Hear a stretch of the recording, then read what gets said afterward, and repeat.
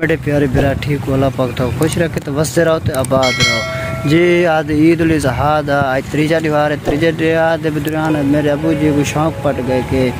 آج ڈلوں مچھی مارا تے میرے واسطے یعنی کہ تھوکوں سارے بھرا میں کو عید الاضحیٰ مبارک تے اندر نال میں کو امید کہنا ہے کیونکہ دریا چڑھیا پیا جس واسطے دریا دیکھ ہوں سام ہول دیکھ نو دریا کافی چڑھیا پہ دریا کا چڑھن دے دریان پیچھے بہت مشکل ہونے کہ مچھی آپ ہوئے، لیکن ابو جی کو اللہ تعالیٰ راضی کیتے تے اندر نال ایک ساگو تو مچھی ریٹن ٹپ دی پئی ہے ایک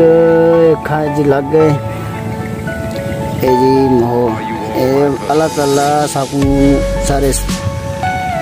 آدمی تھوڑے کو سجایا کیتے اندر نال جی مچھی لگ پی ہے جی۔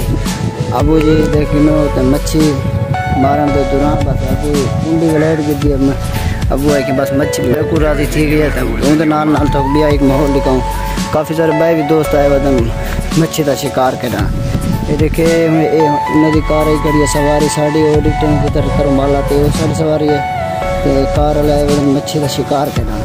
شام کا ٹائم ہے، یہ دیکھو دیکھ رو سامنے تھارے ہو ودن